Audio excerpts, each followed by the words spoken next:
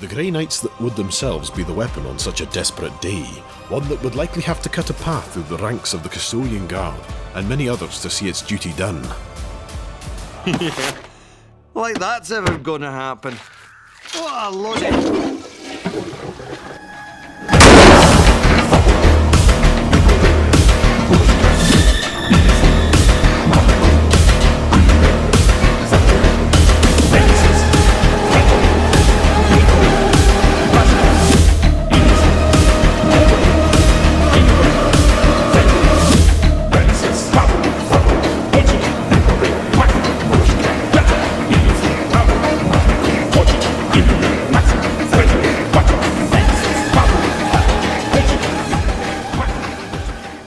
Okay, so I've just moved house, and my audio isn't set up properly, and my internet isn't set up properly, but we're getting there.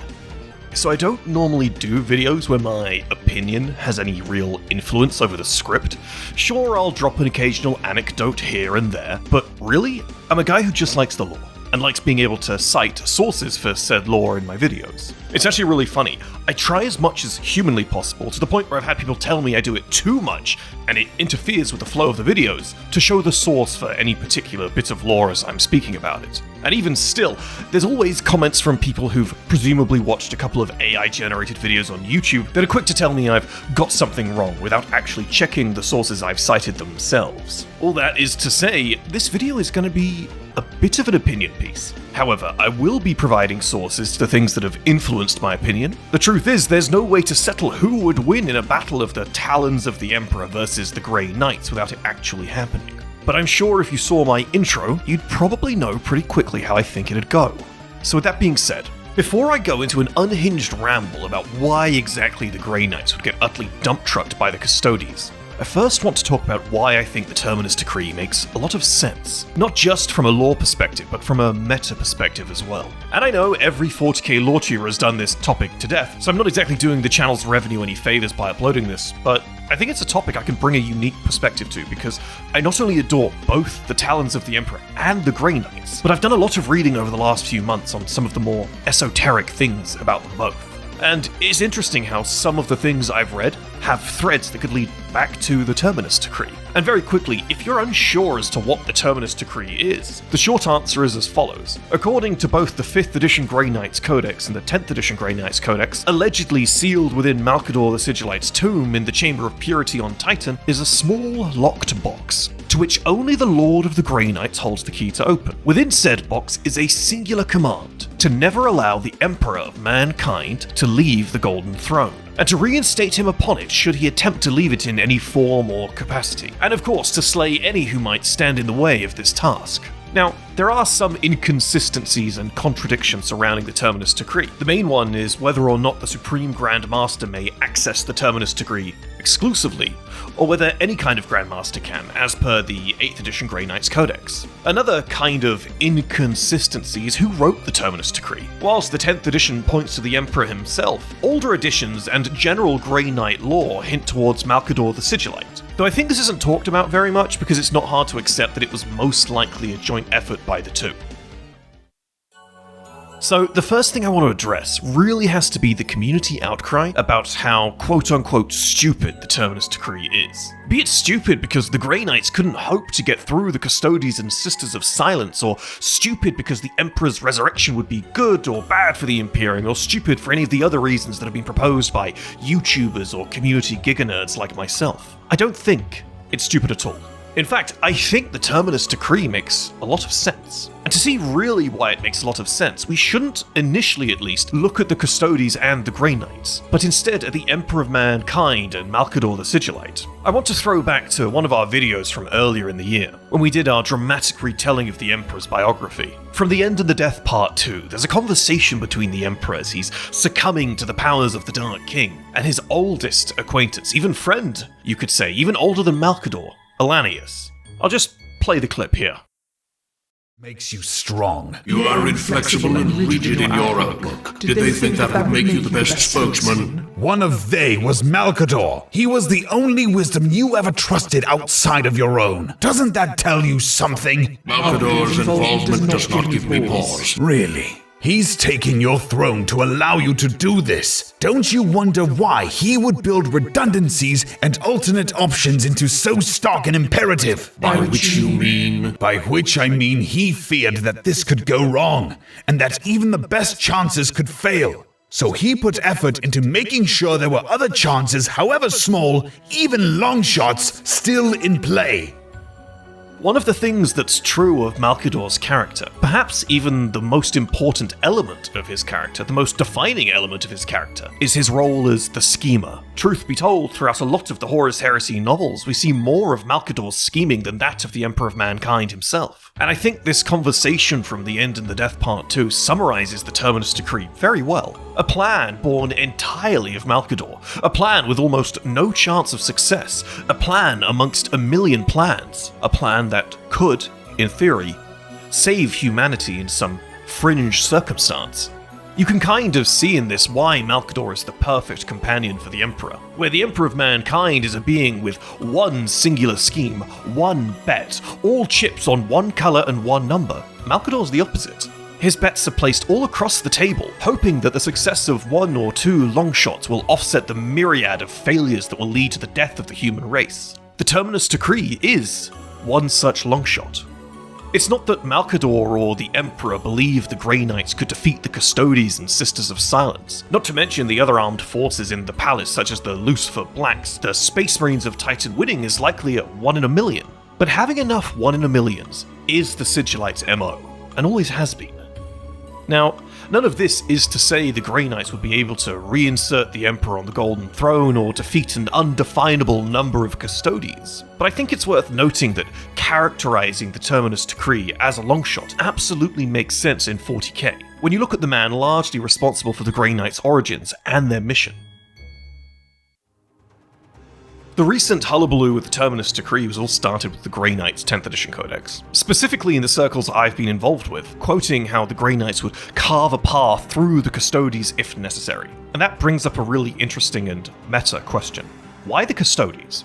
I mean, obviously the answer is they're the guardians of the Golden Throne, the Emperor's companions, the physical manifestation of the Emperor's will, etc., etc. But there's far more in the Imperial Palace ready to defend the Emperor of Mankind at a moment's notice than just the Custodes. The Sisters of Silence have swathes stationed within the Imperial Palace, null maidens that cut off psychic powers and warp presence by simply existing. The warriors of the Silent Sisterhood are certainly not as durable as Space Marines, but we know from various Horus Heresy novels and the Watchers of the Throne that these warriors are capable of taking down Astartes. A lot of their training and augmentations has been kept a mystery since their resurging prominence in the lore, but as the talons of the Emperor, it's always been safe to assume their training and education would be similar to that of the Custodes, in essence being intelligent on a variety of matters beyond just war. Similarly, it's likely that their augmentations and transhumanism matches that of the Adepta Sororitas. They may not be Space Marines, but make no mistake, they're incredibly intelligent superhumans nonetheless. And with the power to nullify psychic abilities instantly, they pose a genuine threat to any foe.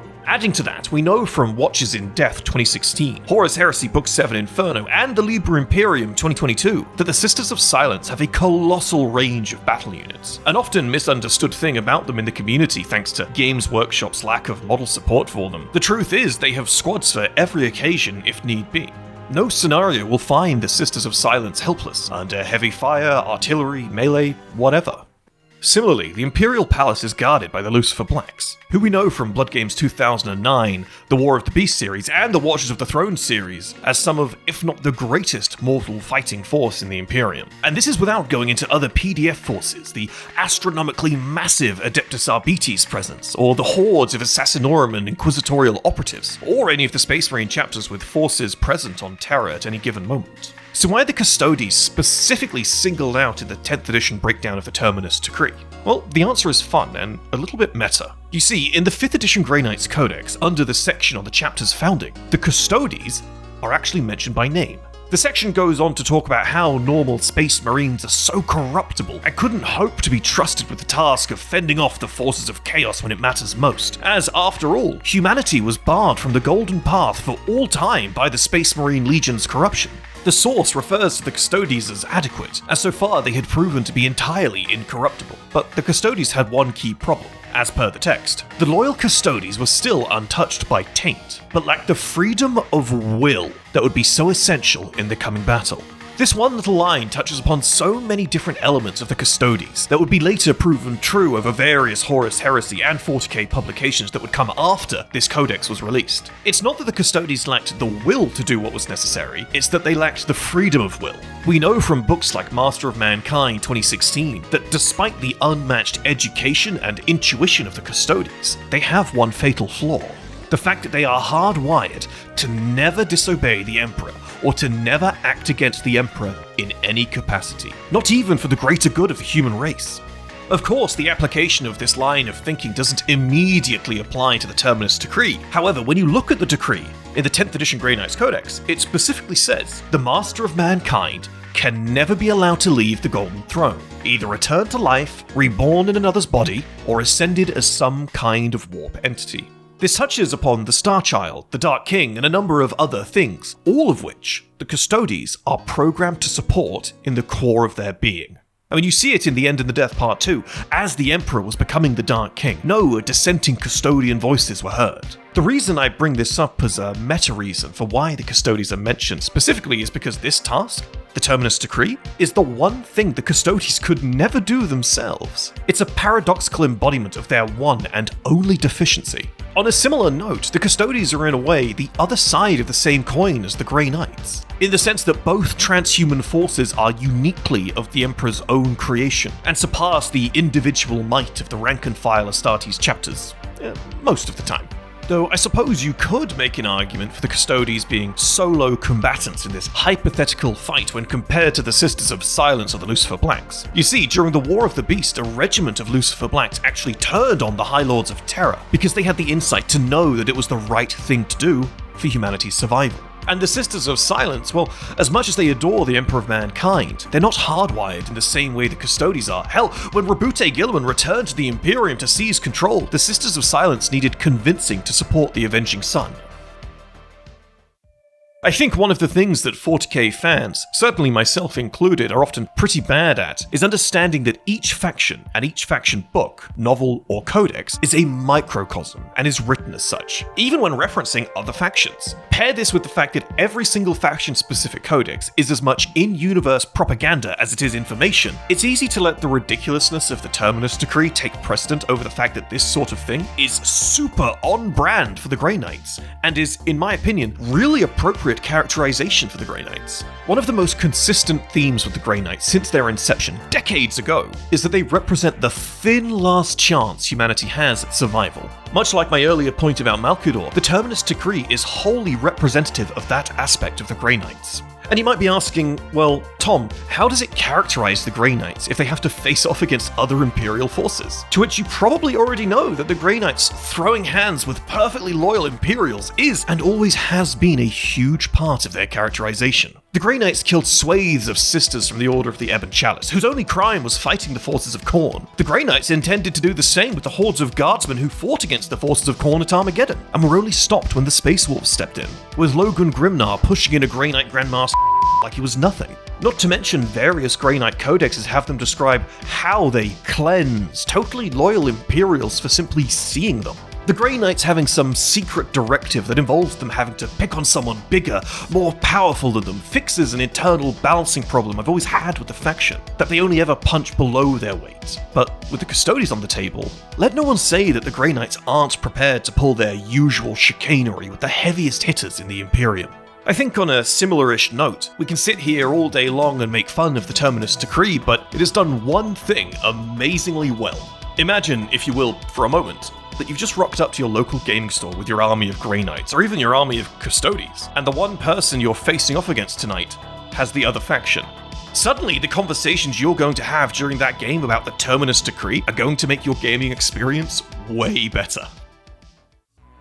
As a lot of watchers of Astartes Anonymous know, we're all very good friends with the gaming storyteller, aka Alex. He's a really great 40k YouTuber. We both actually contribute to and share the video clip base that you can see behind me of all of the Space Marine 2 and Dark Tide footage. I was talking to Alex about this topic, and he told me about another angle that I needed to explore, and that's that GW decided to put some really wacky lore that filled up all of 2 sentences in the back end of the 10th edition Grey Knights Codex. So one of the things in the arson of the Grey Knights Codex is there's not even a whole sentence. There is a singular one-off mention that the Grey Knights held some spooky things on Titan, and listed among those things are Psi-Titans. Now, we don't actually get any more information on said Psi-Titans other than that, so the truth is, anything else is pure conjecture.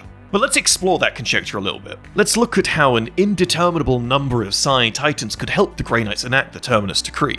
Also, if you're unaware of what a Psi-Titan is, it's a warlord titan with unfathomable psychic powers because a load of psykers are being tortured round the clock in its hull. They are incredibly overpowered, although in an alternative sense, Psi-Titans could be the titans of Legio's Astobiacs from Jawak Had, which we did a whole video on a while ago that you can watch here. I'll link it down in the description. But it's more likely that they're referring to the Psi-Titans of the Ordo Sinister. So what is it that Psi-Titans can do that might change the outcome of a conflict against the Imperial Palace's defenses? Well, thanks to Ordo Sinister 2017 and Mortis 2021 and Horus Heresy Book 7 Inferno, we know they can do a lot. For example, they can teleport right onto the steps of the Imperial Palace if they wanted to. In fact, Alex proposed a funny idea that the Grey Knights could, theoretically, cease using the remains of the Webway portal as a prison, and use it instead to teleport right into the throne room with these titans. Secondly, we actually saw during the Siege of Terra that the Psi-Titans could unleash hordes of what can only be described as psychic waves to mow down massed infantry, without ever having to take their guns away from more appropriate targets. Something that spooked both Constantine Valdor and Jagatai Khan.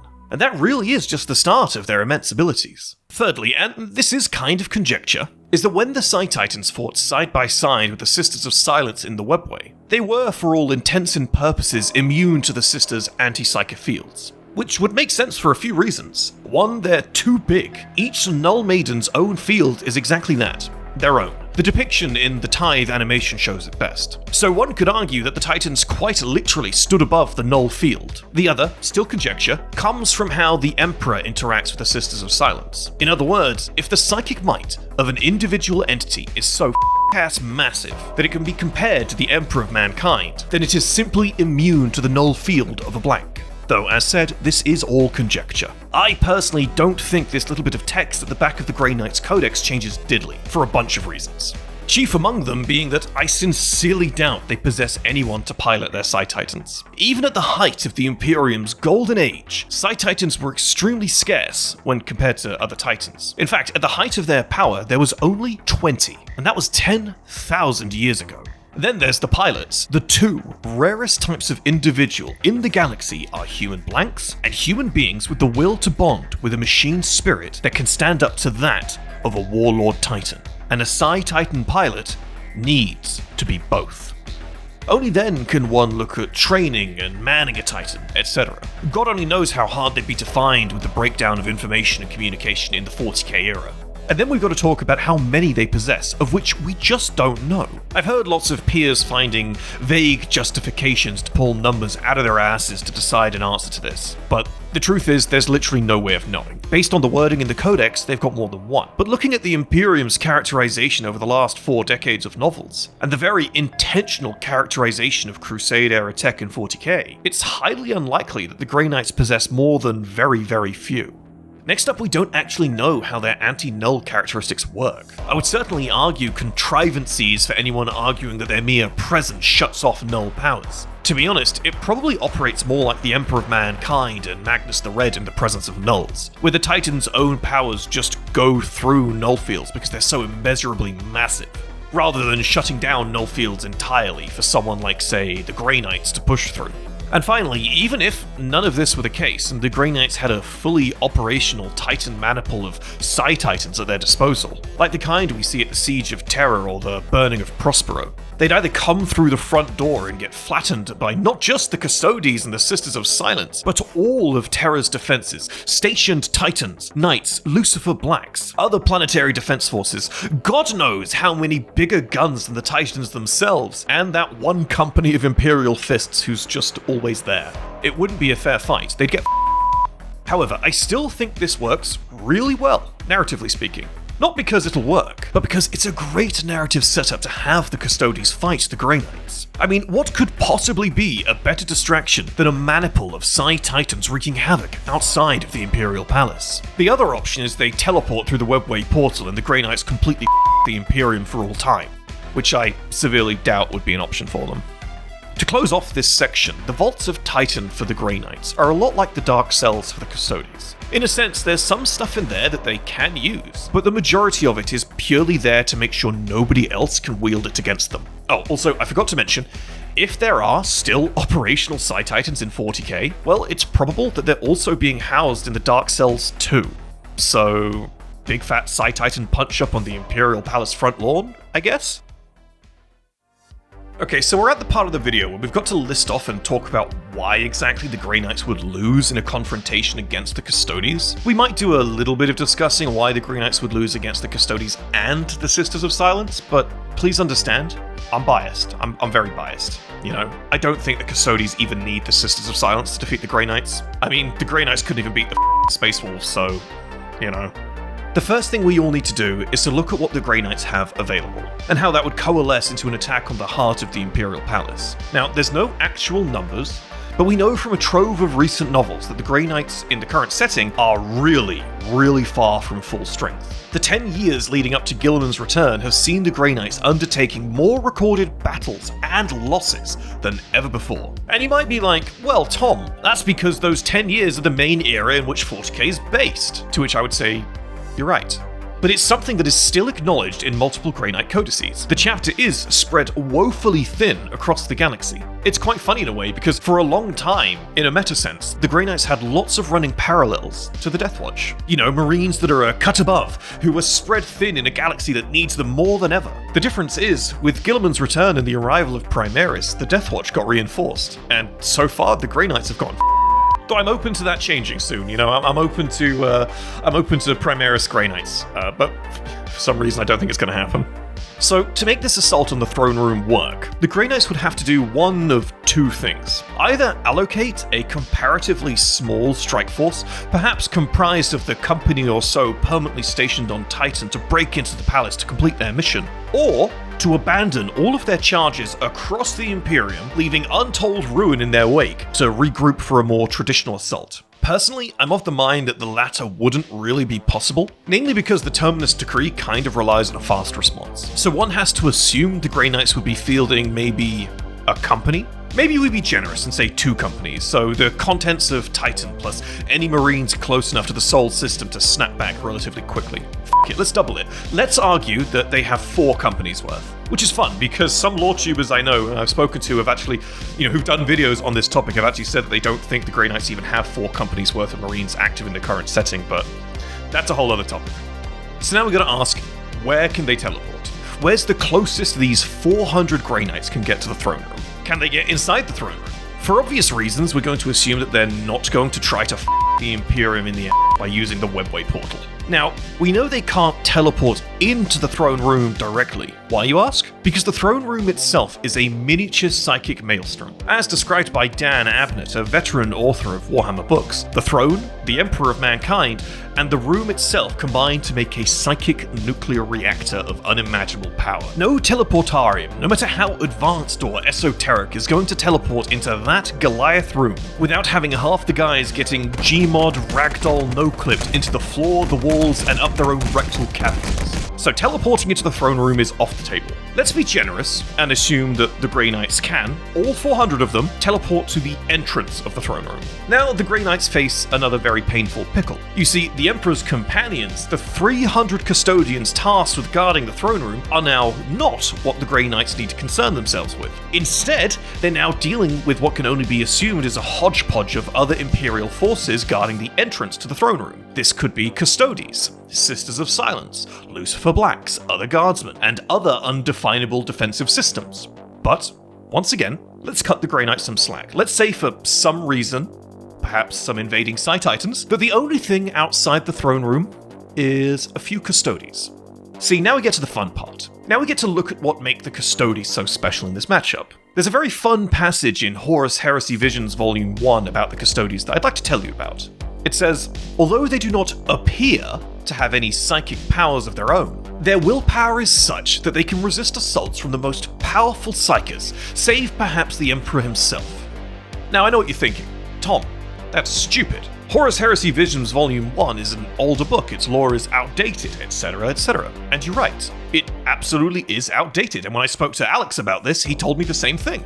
But here's the thing. Custodes having a supernatural resilience to psychic powers is canon from other, more updated sources too. Granted, not to the level that Visions describes, but the 8th through 10th edition Custodes codices, as well as Horus Heresy Book 7 Inferno, all support this idea that psychic powers are just outright less effective against Custodes. This has even had some impact on some editions of Warhammer 40k on the tabletop, where lone custodians can manifest, deny the witch tests to shut down psychic powers using nothing but sheer will. Obviously, sheer will being a reference to some kind of warp presence. I mean, after all, one of the few things that we know about the creation of the Custodes is that it involves the arcane, quite literally described as arcane alchemy.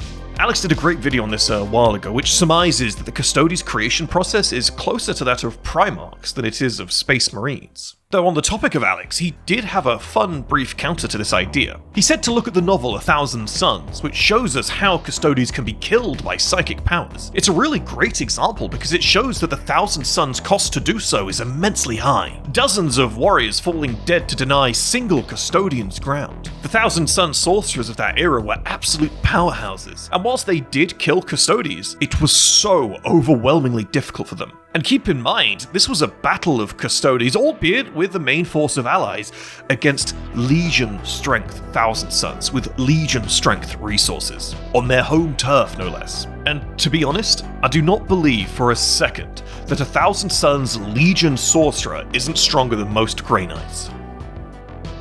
So where does this leave us?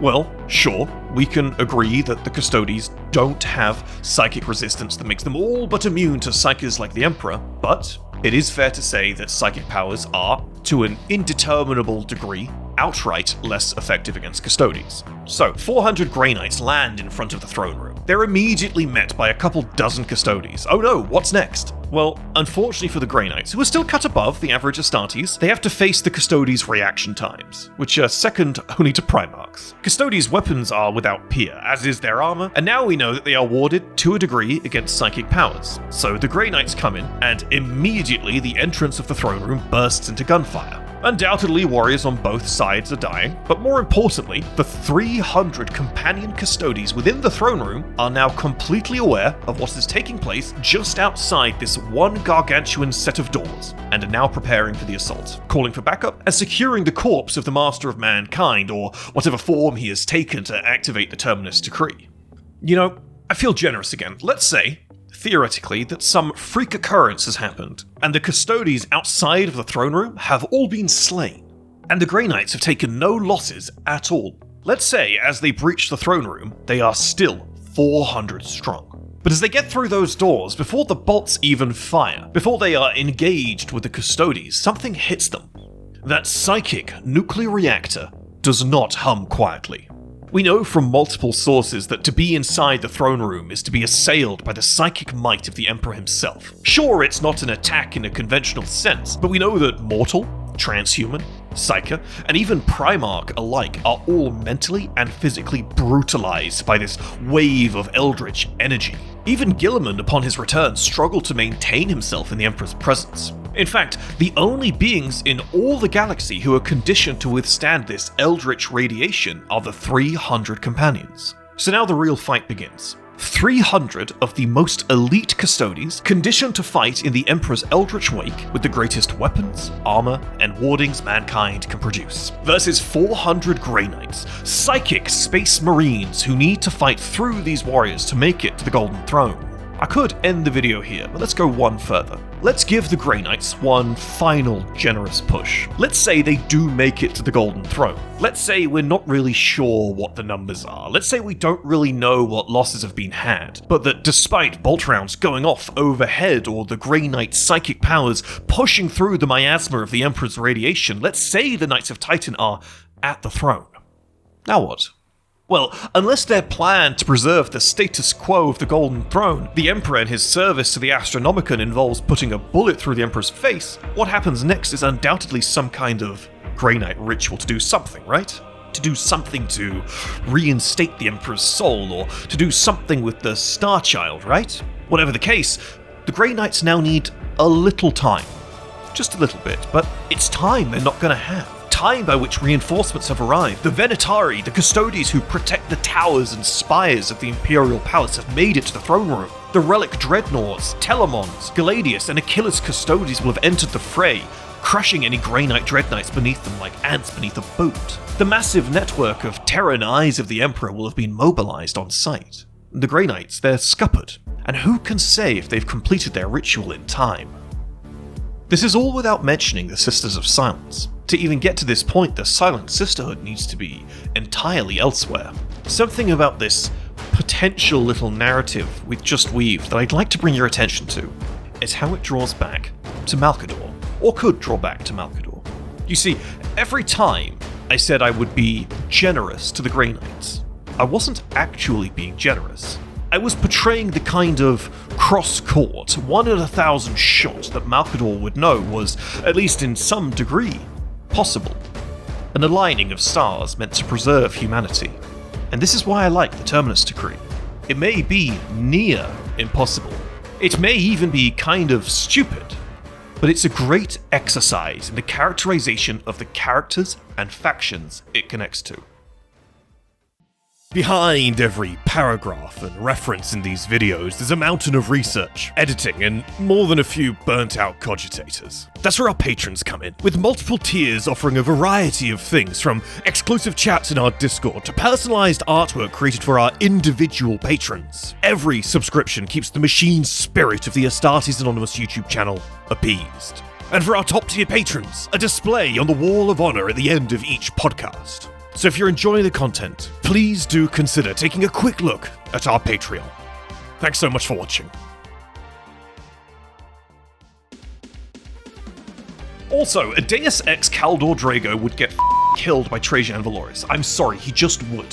Why, you ask? I'll tell you why. Trajan Valoris is the strongest custodian since Constantine Valdor, except unlike Valdor, Valoris possesses the Moment Shackle, a device of Deus Ex bull capabilities that rivals Kaldor Drago. There's a reason Trajan Valoris is being used super duper sparingly in 40k novels, and almost never in combat, because the is too strong. They've given him too powerful a relic, and they made the power second only to Primarchs. The dickhead can stop time, rewind time, and is a tactical god almost without peer. I'm sorry, but Trajan would kill Kaldor Drago in a fair fight. And if you're a Kaldor Drago simp, and you're absolutely convinced that Kaldor Drago would win that fight, you've got to admit that Trajan would give him the most insane run for his money imaginable.